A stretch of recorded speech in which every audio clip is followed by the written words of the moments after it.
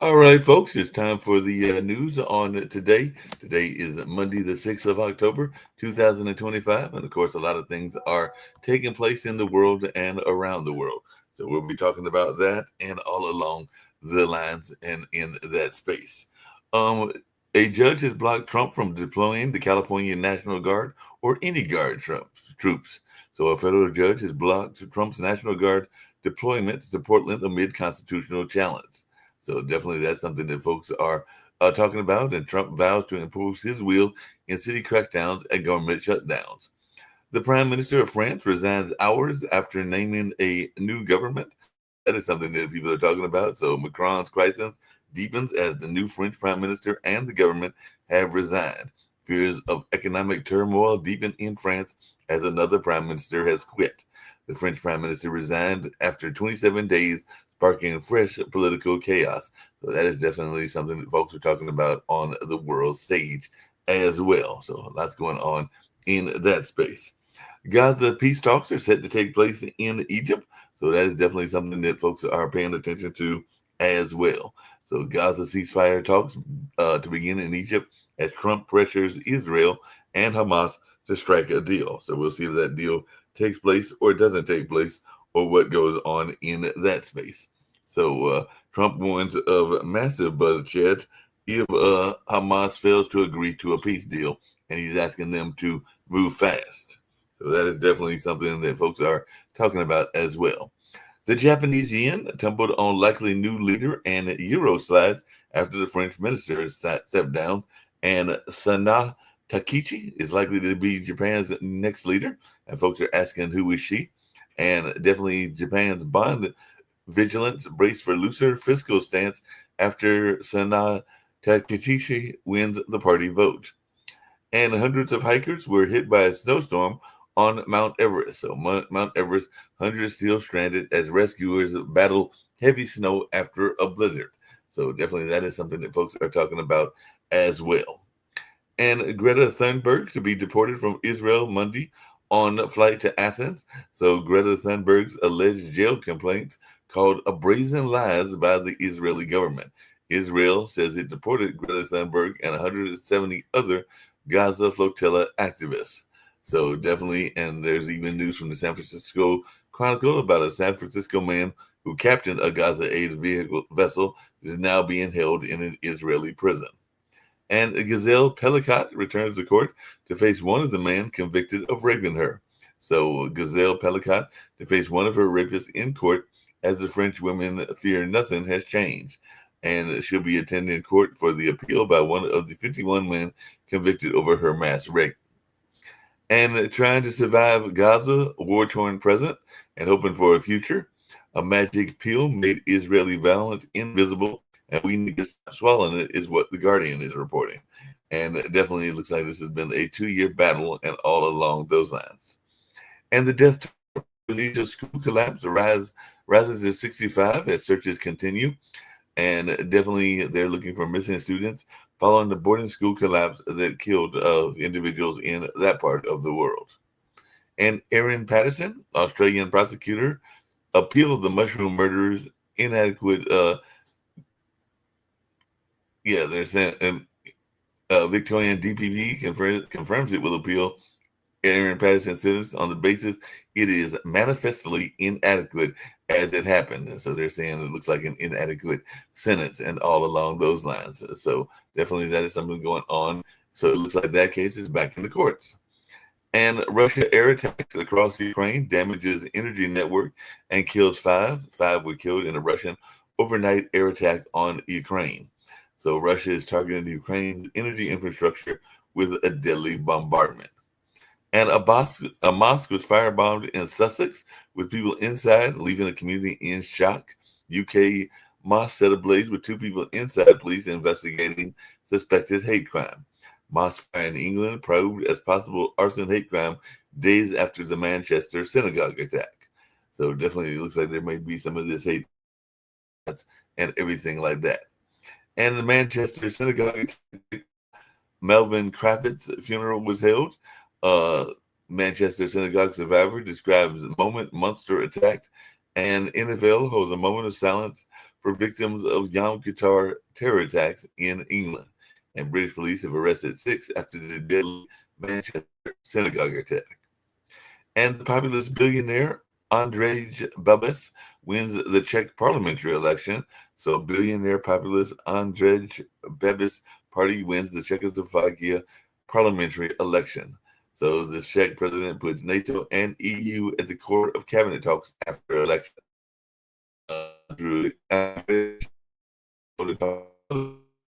On forming a coalition government. And what to expect as Syria holds first parliamentary election since Assad's ouster. Syria concludes first election since the fall of the Assad regime. So they'll be casting their ballots in an indirect vote for the first post-Assad parliament. So definitely that's something folks are talking about as well. And Pakistan fights its fiercest Taliban insurgency in decades. So Pakistan is doing that, fighting this insurgency and all along those lines. So definitely that is something that folks are talking about and how that's going. So it looks like Pakistan misread the Taliban and lost peace on the frontier.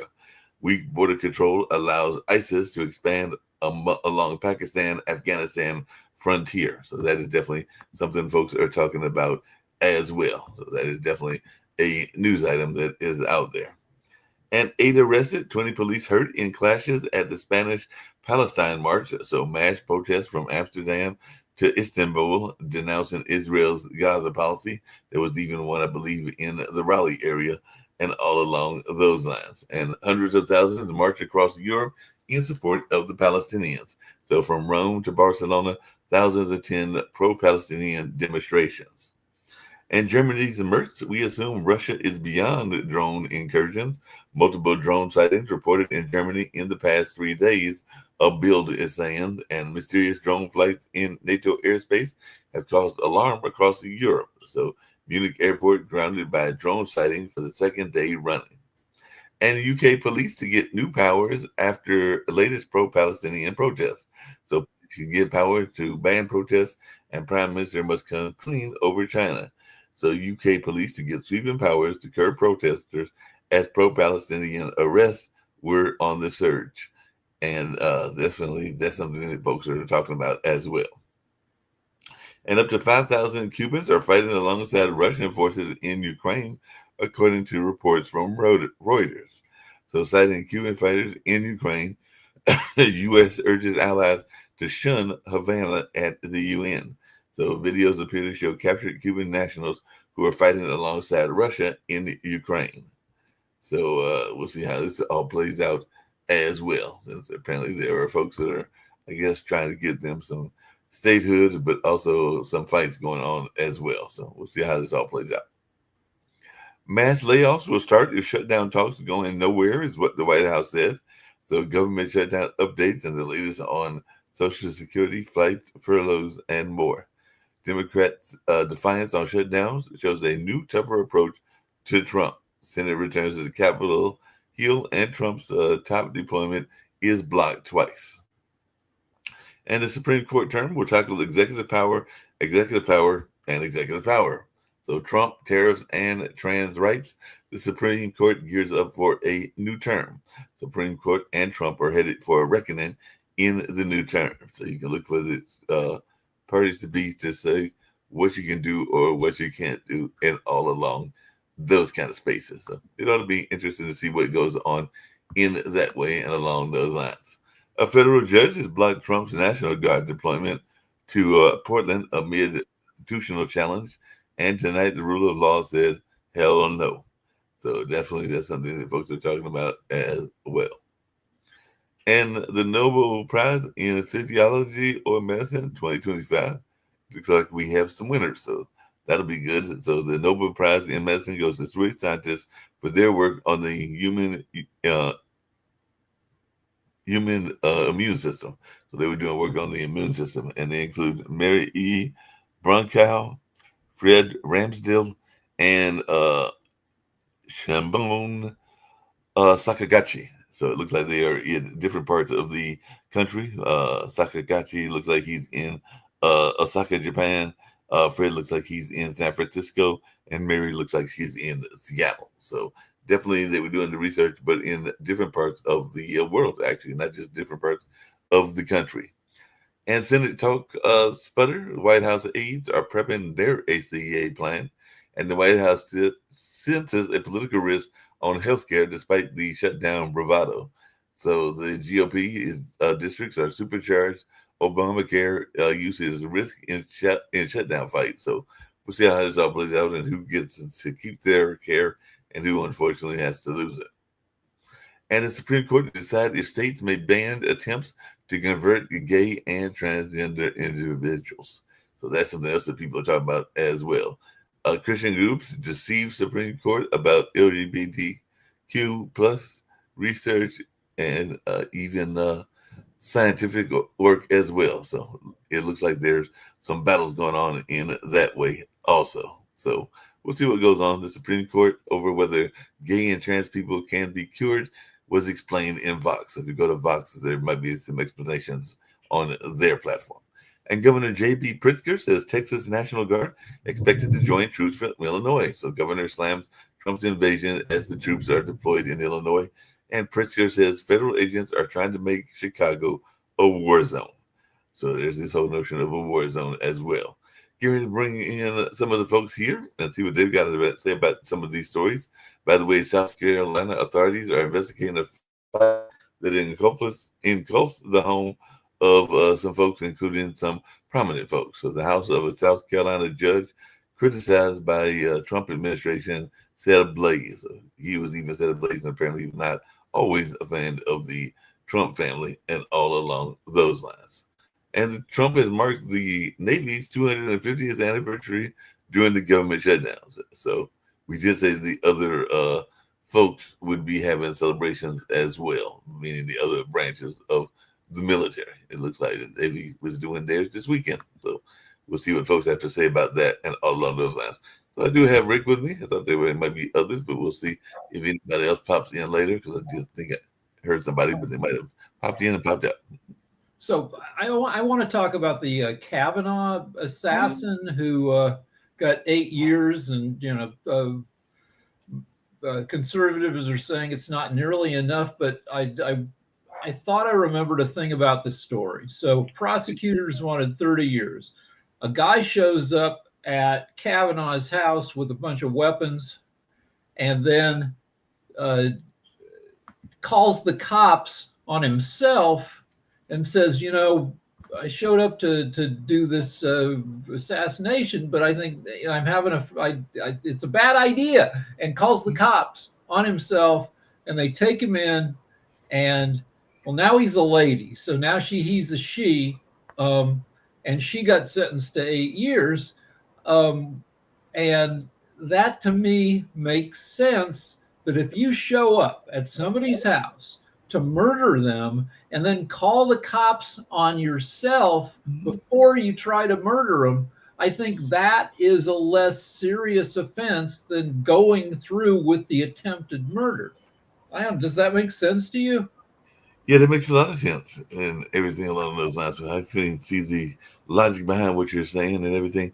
Speaking of logic, can you explain this logic or lack thereof and maybe Sharif can as well, of these boat attacks? Because apparently Trump says the U.S. had another drug boat off of the Venezuela, even though there's no proof that there was any drugs on those boats. Yeah, I think that we have the Navy who can intercept these boats, and I think once in a while maybe we should intercept them and show that the boat is full of drugs, so we have some proof, instead of, because when you just blow them up in the water, all the evidence blows into the air or sinks to the bottom of the ocean.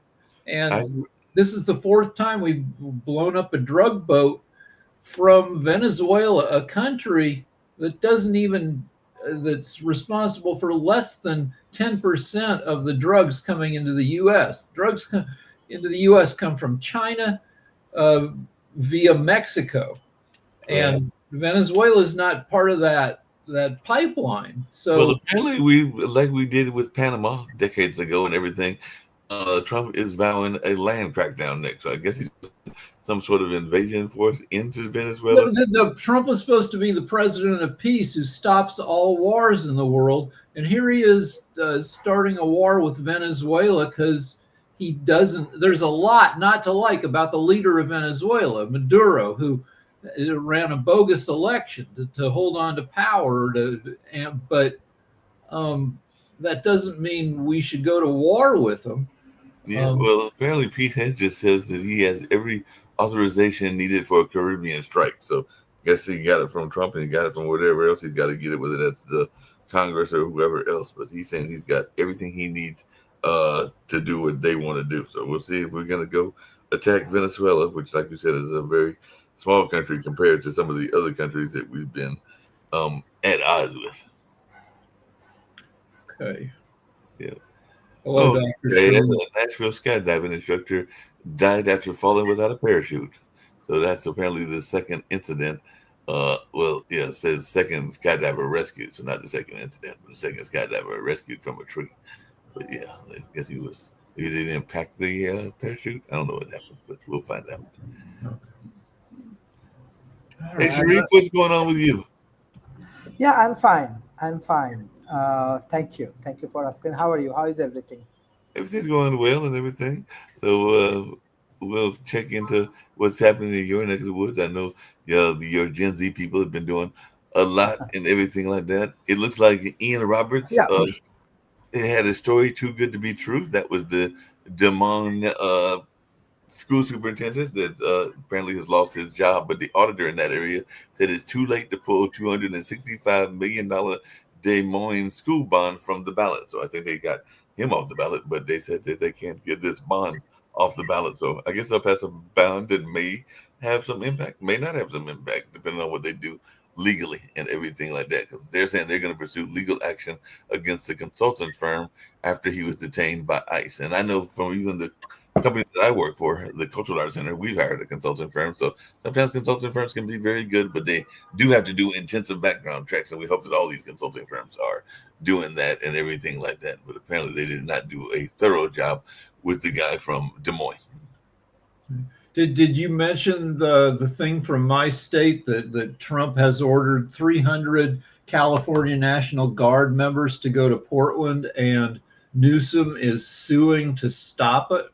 I did mention that, but if you want to go into more details, that'd be perfectly fine. But yeah, also, the Trump wants. You probably also mentioned then that Trump is deploying 400 Texas National Guards to, I guess, Chicago. Chicago, yeah. All right. So, and the mayors and governors of these cities and states are saying it's bullshit. We don't need it. We have our cities under control. And that was mentioned. I did not mention it, but I'm getting ready to get into now, and I'd love to hear from you, and maybe even Sharif's got some ideas. Apparently, CBS News polls, and we know how you feel about polls, are finding that few feel the shutdown is worth it, and they're giving low marks for Republicans, Democrats, and Trump's handling of the shutdown. So I don't think anybody's pleased with anybody in this government shutdown. So it looks like it is hurting both sides of the aisle as well as the man in charge, which would be the president and everything. So it's a little bit symmetrical in that each side is hoping that the shutdown will hurt the other side. Yeah, but it looks like it's not symmetrical in that Republicans control the government, right? The House, the Senate, the presidency, and even the Supreme Court. Yep. And there was an article in the Bulwark that said Republicans broke rural health care, then blamed the Democrats. So apparently there's a lot of back and forth about the health care as well. So definitely. Well, yeah, the Republicans have been pulling funding from rural hospital systems and forcing hospitals to close. And these hospitals were already under pressure from venture capital firms that go in there and they buy up entire chains of hospitals, and then they look to create shareholder value by shutting down hospitals. Yeah, I'm wondering how they determine which national park will remain open or closed, because the New York Times said not all national parks remained open in the shutdown, and there was even an article from tourists around the world being blindsided by the Muir Woods closure, and definitely visitors enjoying the beautiful Cades Cove in Great Smoky Mountain. So apparently that one is still open, but apparently some are open, some aren't open, and I wonder how they determine what's open and what's not open during a government shutdown. So apparently some of them are open and some of them are not. So I don't know. I don't know either. We'll have to do some research.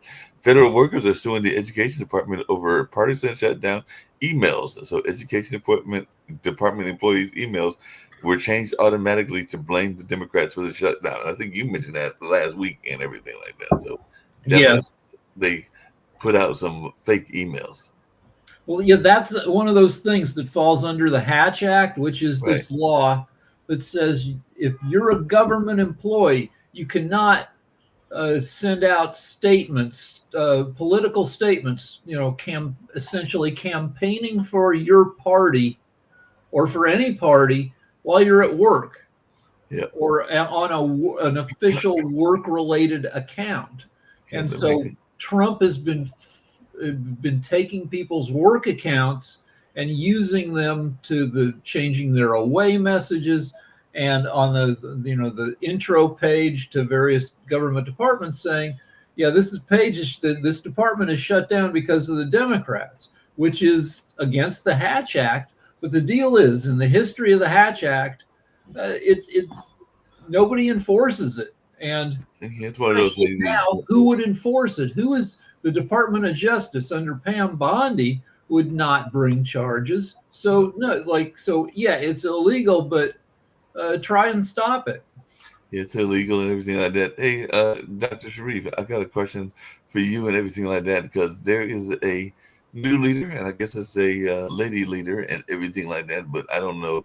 There was a time, at least, Rick, correct me if I'm wrong, but I know that everybody thinks of China as a major player, and they are a major player. And of course, they used to think of Russia as a major player before they got caught up in this war with Ukraine and everything like that. But another major player that I remember used to be Japan. And I guess Japan is still a major player, but there's this woman, and I don't know anything about her. Maybe you do, Dr. Sharif, named Sanae Takishi, and she's going to be apparently the new leader of Japan.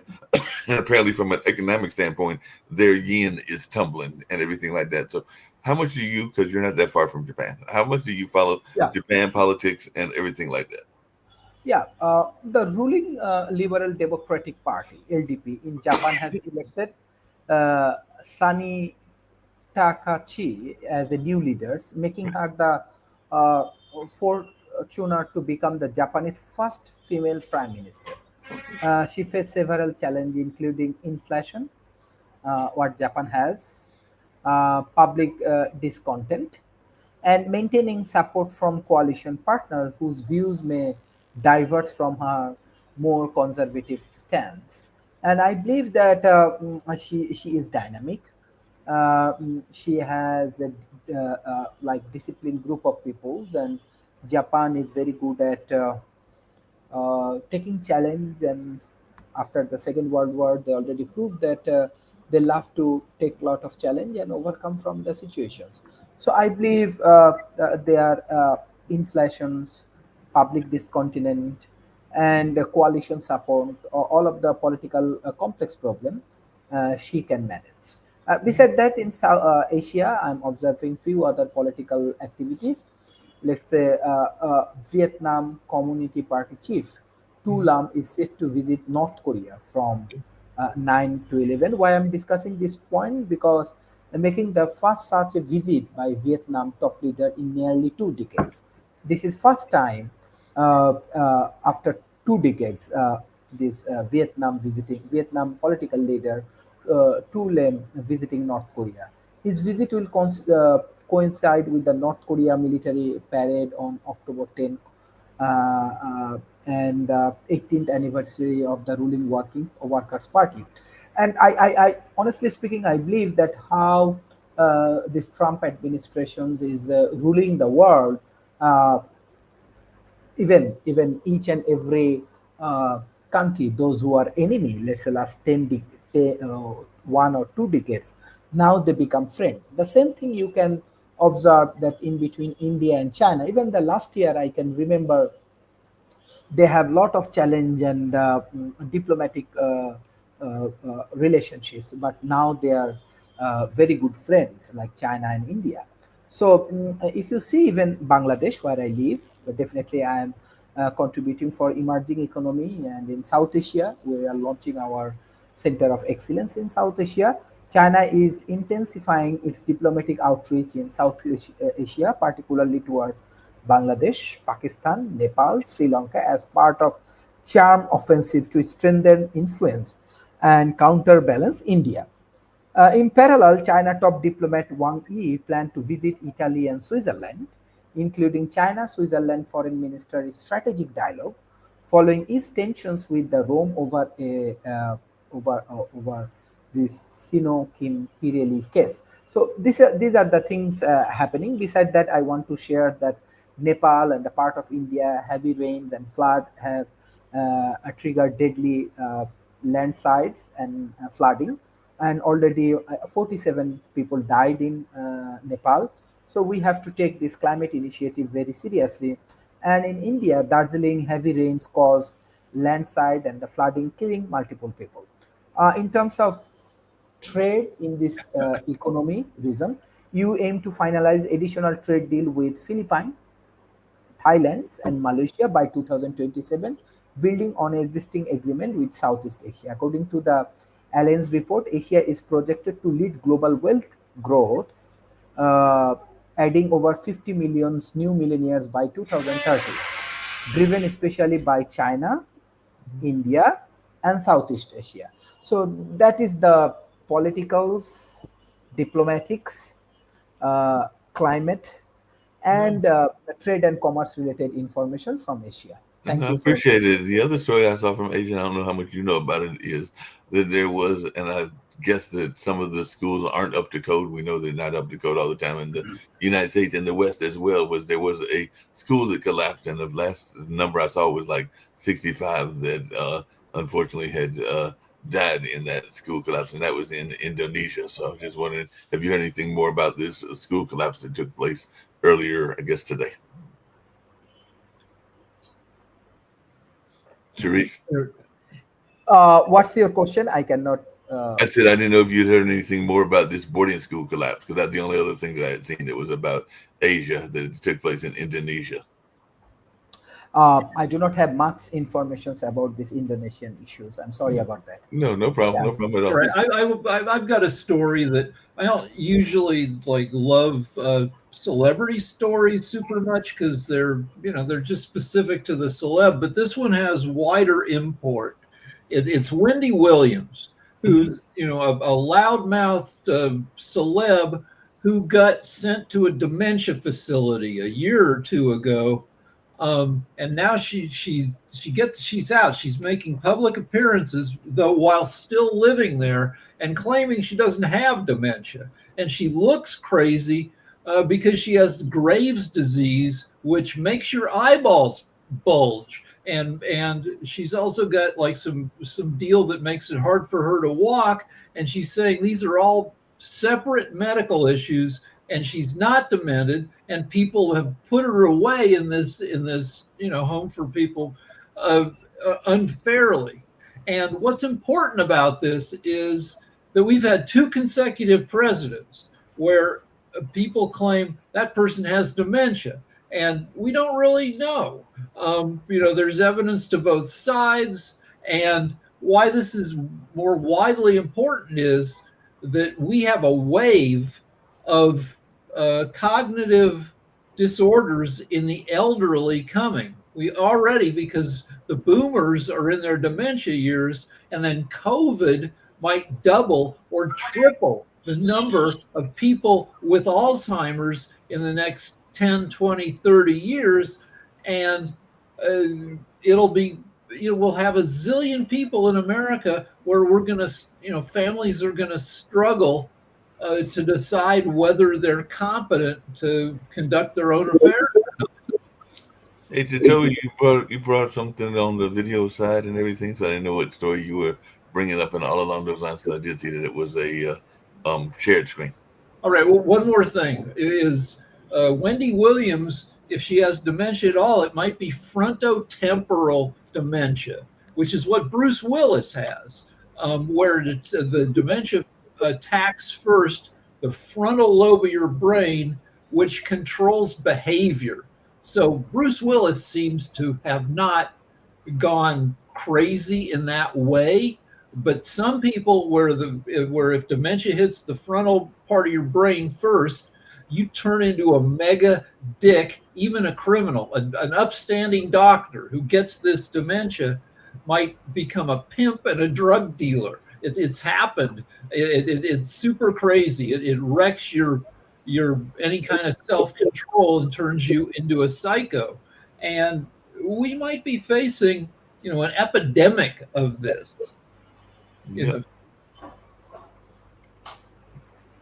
Jacoby? Well, listening to what Doc was talking about, I mean, the Wendy Williams thing is, yes, and it's extremely important in terms of trying to figure out, we need more money in research around these debilitating diseases and conditions. Sadly, this administration's cutting all that and going away from that. But listening to what Doc was talking about, it ironically, Fareed Zakaria over the weekend actually did a piece that was discussing about the increases that Doc was talking about in the educational field and how they are opening their doors as we are closing hours. And Fareed Zakaria's piece, which is 7 minutes long, is a great. It not only adds to what Doc was talking about, but also is a great thing, a great topic for us to discuss. But first, here's my take. For about a decade, the United States has been comforted by the notion that China had lost its way. After 35 years of astonishing growth, Beijing stumbled internally and abroad. Its leaders cracked down on some of the country's most innovative sectors, from technology to education, driving entrepreneurs into exile or silence. Its wolf warrior diplomacy alienated its neighbors from India to Australia to Vietnam. That era is over. China's leaders have corrected their course. This September, while President Trump accused nations at the UN General Assembly of being hopeless failures and harangued the UN for not hiring him to renovate its headquarters decades ago, President Xi Jinping put forward a global governance initiative to commemorate the 80th anniversary of the UN's founding.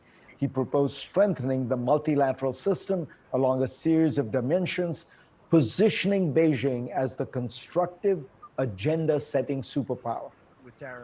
As America doubles down on increasingly idiosyncratic protectionism, threatening 100% levies on foreign-made movies, for example, China announced last week that it would no longer take advantage of any special privileges of being a developing country, a major concession sought for decades by free trade advocates. As the US levies crippling tariffs on poor countries in Africa and Asia, China has offered zero tariff-based trade to any least developed country and some middle-income countries with which it has diplomatic relations, including 53 African nations. Julian Gewirtz and Jeffrey Prescott argue in a recent foreign affairs essay that Beijing has shifted from a reactive defensive stance to a more opportunistic and strategic one.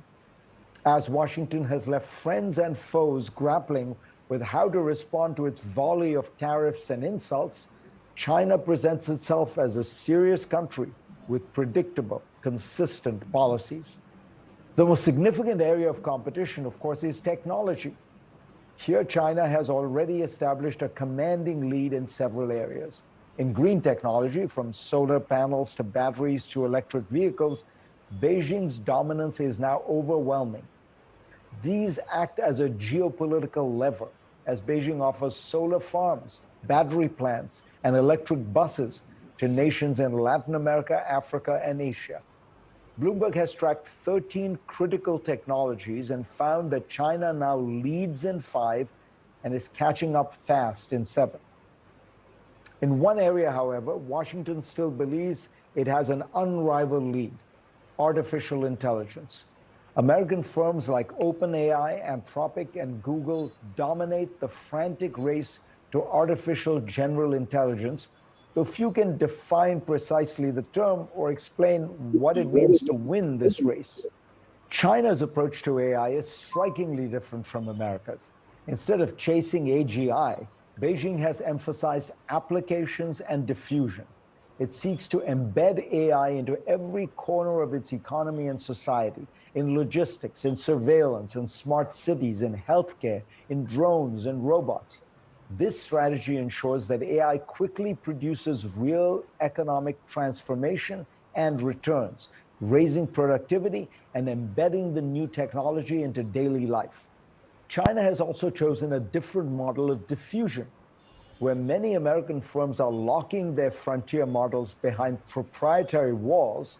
Chinese companies are releasing open AI systems, most prominently DeepSeek, that can be easily adapted and deployed. It's an irony that communist China now embraces open technology platforms while the US favors closed ones.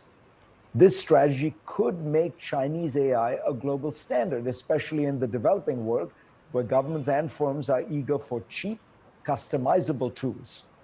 Add to this Huawei's emerging dominance in 6G technology, and it's quite possible that the technology interface for much of the world will be Chinese, not American. What makes China's technology strategy particularly formidable is its integration across domains. It is not just building AI models, it is weaving them into hardware, infrastructure, and cities. Consider robotics. Chinese firms are producing humanoid and quadruped machines equipped with rich sensor arrays that allow them to see and think in real environments. Just last year, China installed almost 9 times as many industrial robots as the United States. Or take drones and, yes, flying cars. China is building what it calls a low-altitude economy, carving out urban airspace for autonomous aerial vehicles. In Shenzhen, drones already deliver packages. In Guangzhou, Ehang self-flying cars have begun taking passengers. Again, the advantage is integration. Sensors, AI, hardware, and regulation aligned to create transformative technology. Meanwhile, in the United States, government funding for basic science and technology has been slashed. Our best universities are under siege, with the government locked in a war to take down Harvard, by many measures the world's top-ranked research university. While the government was on the verge of shutting down in Washington, the President and Secretary of Defense summoned hundreds of the country's top generals to lecture them on staying slim and fighting woke ideology. We need to get serious. Go to cnn.com/Fareed for a link to my Washington. So yeah, But that honestly, that's what Doc was talking about just a little bit ago. And it's true, we're falling behind. And it's true, China's opening a lot of the doors, which opens doors for Bangladesh, opens the doors for countries in Africa. They're thinking partnership, community, and integration. We're thinking isolationism, attack anyone who doesn't agree. It's just, we're falling behind in that. And we've got another 3+ years of falling behind. Trump is going to be in power for at least 3 more years, and these years, like with tech moving so fast, 3 of our current years are like a decade or more in the year, say 2000. We lose time for, like, I've had cancer, and I was like, well, all I have to do is hang on another 5 years, and there'll be a bunch of new products to if it comes back. But no, it's not like Trump is shutting down cancer research, and so we lose time, we lose leadership, and then it lets China become the world's leader and the world's friend. We used to be the country that was all over the world, investing in other countries, and we would get that money back through trade. But no, Trump is shutting down all these relationships with the rest of the world. And yeah, it freaking sucks. It definitely does. Hey, Sasha, how's everything going in terms of what's happening with the war in Ukraine? I know that I did hear that Russia, I guess, had bombed some of the energy section, and I know that Ukraine has bombed some of Russia's energy section. So is this what's going on at the moment and everything? And also, just really quickly, what is your take? It's two separate questions, so you can take Ukraine first, and then I'll ask you about the other one later. Okay. Ukraine is now clearly on the offense. It's attacking all Crimean targets, and they prefer not to talk about it publicly, but I think they're preparing invasion of Crimea and liberating this territory. And they keep attacking Russian refineries and other objects. And in the last public speech, Putin mentioned that the countries, he means Russia and Ukraine, have to be more flexible and more prone to the idea to seriously discuss peace initiatives. That's very interesting because just as recently as with his meeting in Alaska, Putin was completely against anything to discuss peace proposals for anything. So the situation is changing, and it's quite evident from his own speech. And the other thing I was going to ask you about is apparently in Egypt, there's talks between Trump and Hamas and Israel, and it looks like there may be a existing ceasefire, and they're hoping that the ceasefire will continue, and that whatever hostages are there will be released, and as well as the bodies of the others also. So, what is your take on what's going on there, and do you think we'll see a ceasefire, a permanent ceasefire this week?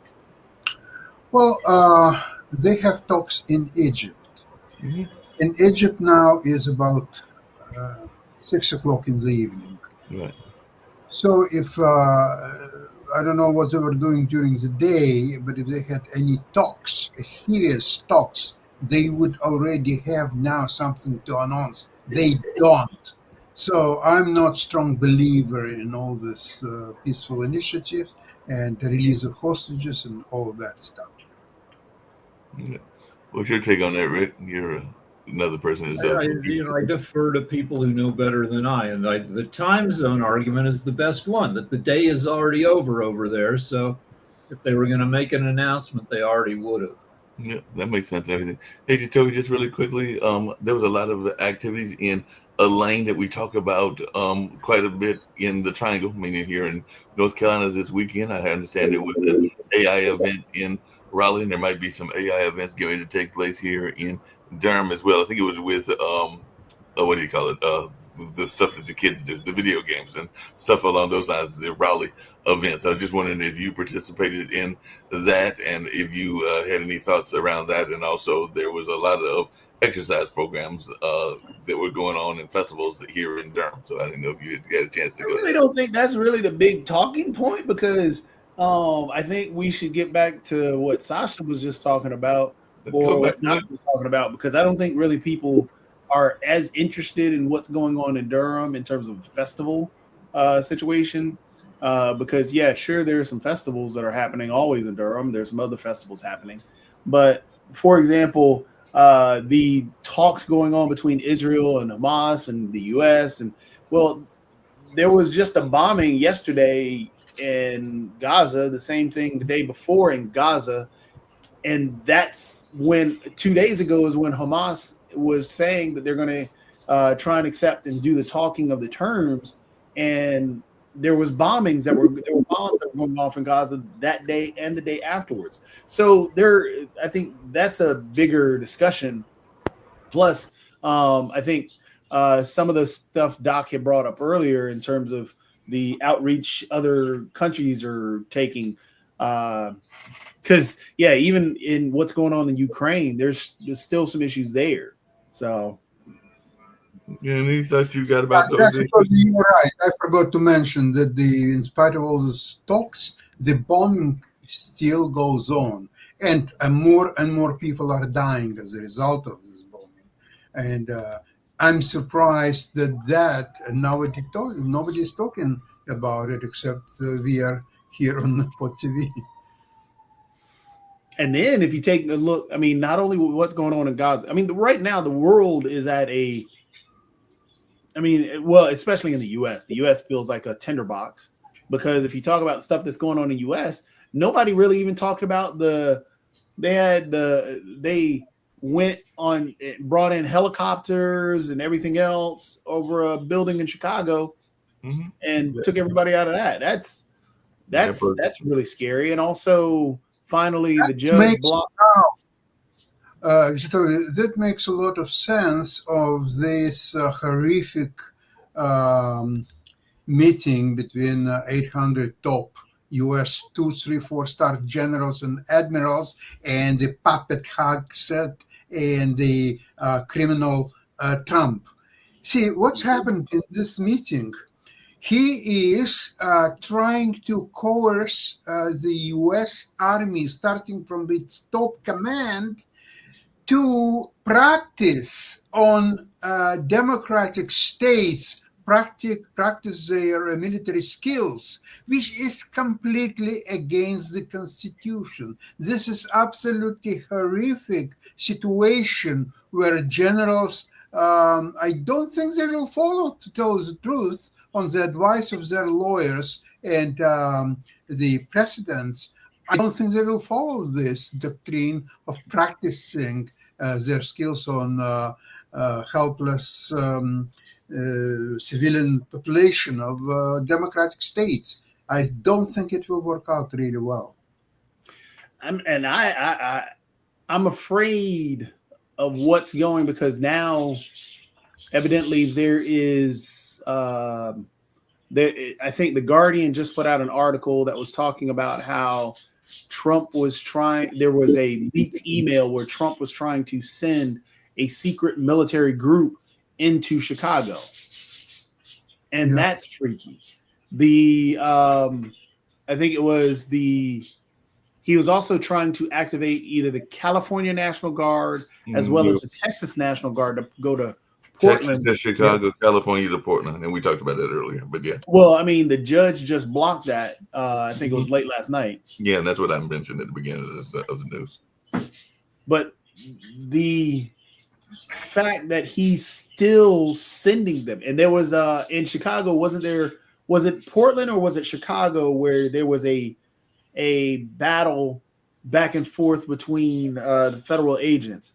Also, evidently, there was somebody who was supposedly killed by federal agents. So we're at a problem in the U.S. where this man, it feels like he's pushing and he's wanting something to happen so he can declare martial law. Oh, there's no doubt he wants martial law. I mean, he's already said he's going to invade Venezuela. He's already said he's going to do a land attack on Venezuela. That's what I mentioned on the news earlier as well, and I don't know that anybody what people think about that, because the first thing me and Rick were talking about that earlier. People who are particularly paranoid suggest that all this stuff is pushing towards, a crackdown on Americans in time for the midterm elections, designed to depress election turnouts in blue states. And we know stuff like that will happen. We don't know how successful it will be. And there's also speculation that he might try to do martial law before the elections, and you've kind of alluded to it, so that he doesn't have to give up power, that he can still stay president and everything like that. What happened in the other concern. what happened in 2024 was not a landslide for Trump. Trump didn't get half. He got little less than half of the popular vote, and he only beat Harris by 1.5%. But what happened was turnout among Democrats. Trump only got 3 million more votes than he got the time before, but turnout among Democrats was something like minus 10 million. The Democrats were so bummed out by circumstances that they didn't show up to vote. And will Trump's tactics over the next year bum Democrats out, or will it lead to pissed offness that makes them fight to get to the polls? And we don't know yet. I don't even know if it's. I don't think it's Trump that bums them out. Trump actually motivates Democrats to fight. I think what it is, and this is why I hate this shutdown. But the shutdown, honestly, the longer it lasts, the more the Democrat Party looks stronger. Because the problem that the Democrats have is they look like they roll over all the time. They don't fight. They're the weak ones. That's what it always is perceived as. And they always have to do the moral high ground. They always have. So what their base wants is for them to stand 10 toes down, is to actually look like they're fighting and being unapologetic when they fight. Because what they always tend to do is, oh, well, what John Fetterman is doing. Oh, well, I got to do this because, and then they're negotiate. Everybody knows that the Republicans are not going to negotiate on this healthcare bill. Everybody knows that. They don't want to do that. On top of that, you have a vote they're not even, Johnson's not even swearing in one of the Democratic, the newly elected Democrat. So when it's a Republican, they get sworn in on the day of their election. Exactly. But he's holding that off because that means that's also dealing with the Epstein list. And I hate to pull that back up because right now she breaks the tie on that Epstein list. And that means he'll have to bring the Epstein list to the floor. So he's not going to fight. And the Republicans will not negotiate on the healthcare bill. Right now, if the Democrats fight the way they're fighting, stay 10 toes down and force through something on the healthcare bill or on the ACA extensions, that will look great to their party and they will actually gain points rather than losing points. Hey, Toby speaking, and Rick, because you kind of brought it up earlier. Got his hand up. Sasha's got his. Yeah, I'll get to Sasha next, but I'm just curious, how concerned are we about these health concerns? Because apparently Trump was late an hour for. I think you're asking. They hide stuff that's going on with Trump. Right. That they have for, like, he almost died of COVID, but they never said that. That news kind of trickled out, and you kind of had to figure it out by the treatments we heard. He has health issues. They will not tell us the truth about those health issues. Yep, I agree with you on that. Sasha, you had a point you were going to make on the other topic. Yeah, I wanted to say something about Jatovi's comments about Democrats. What they have to do is to amplify to the people what they're standing for and why, what's the real reason for the shutdown. I think they are not delivering that. I don't know if they have their own audience, they have television stations, radio stations. Somehow, I don't know, it's muddled. They are not just say something, very simple things, 5, 10 words, and bombard it over and over and over again. Don't go into political discussions and history of shutdowns and no, it's not really required. Now, one popular theory of the shutdown is exactly what you mentioned, Epstein files. The thing is that they are fighting, and I don't know why, they're fighting enormous battle not to release Epstein files. And they alienate almost all spectrum of the political parties and people, because they're saying, okay, there is nothing, just release it and get on with other stuff.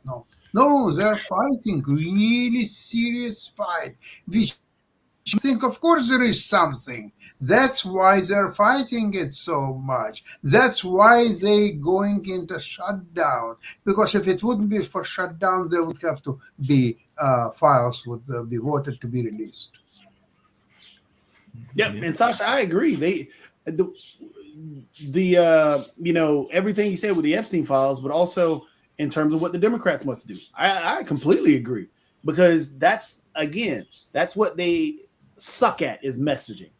I mean, they've been going out saying about healthcare, but they've got to distill it down to a bumper sticker.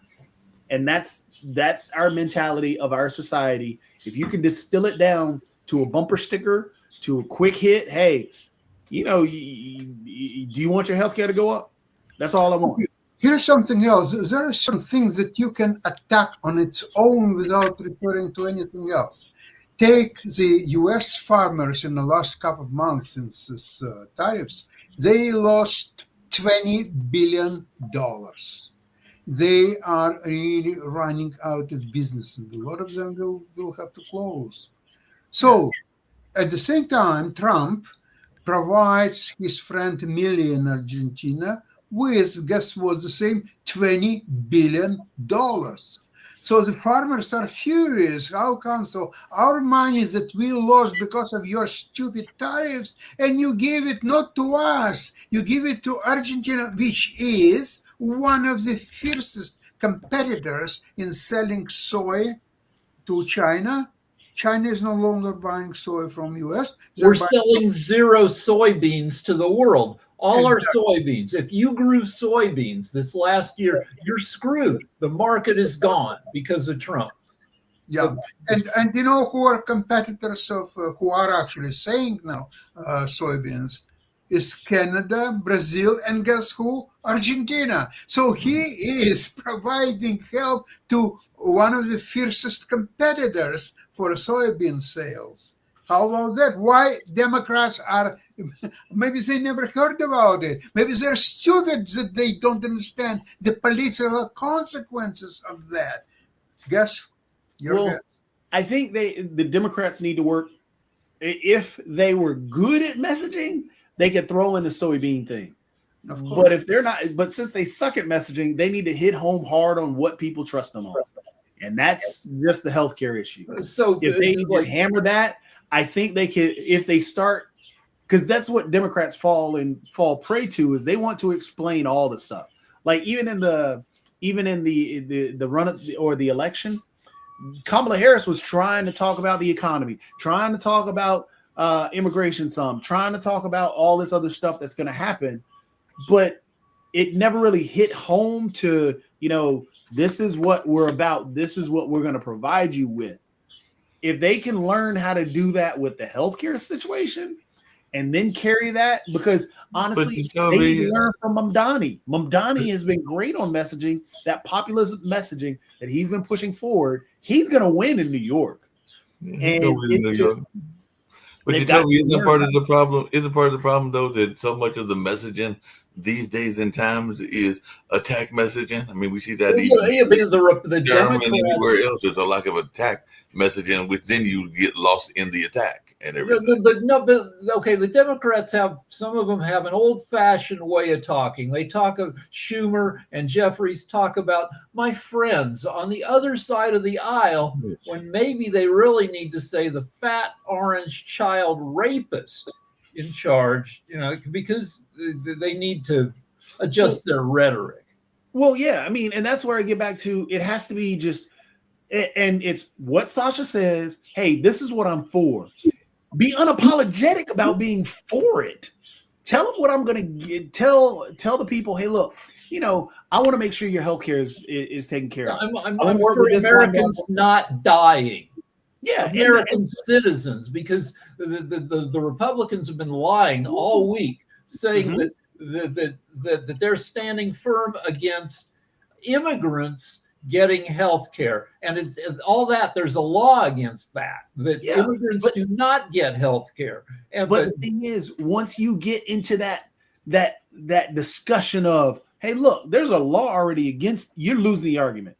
Because what you're doing is you're just responding to what they're telling you already off the bat. Now we're getting into the nuance of the law, and the populace itself doesn't care about the law, doesn't understand it. They didn't know Reagan signed the law to force hospitals to actually take care of people. They didn't know that Clinton signed a law to make sure that ERs getting reimbursed from Medicare. So they didn't care about that. They didn't even know the big beautiful bill doesn't really block immigrants from going to the hospital. All it does is stop the Medicare reimbursements, or cuts down $50 million from the Medicare reimbursements. So therefore, the hospitals don't get paid back when they have to deal with emergency people. And because they're dealing with emergency people, they end up stopping and closing down. They don't know that. All they hear is there's a simple message. Republicans are killing your asses. They are killing you. Yeah. And that's what it just has to be, unapologetic. Hey, look, I'm tired of responding to all these lies. I'm telling you what I'm going to give you. This is what I'm trying to work for. You can take it or leave it. I'm sorry if you don't like the fact that I want to make sure you're going to be healthy. I don't want people to die in front of the hospital. But if you want people to die in front of the hospital, go ahead and pick that dude over there. And you just have to be unapologetic about it and stop responding because that's where the message gets lost. Right. If you let the other side frame the issue, then you're already fucked. Yep. All right. I'll see you at another show. That's right. It is. We're at the hour. Oh, wow. We're at the hour. We're ready to go because I got to get David started and Gary to get on out of here.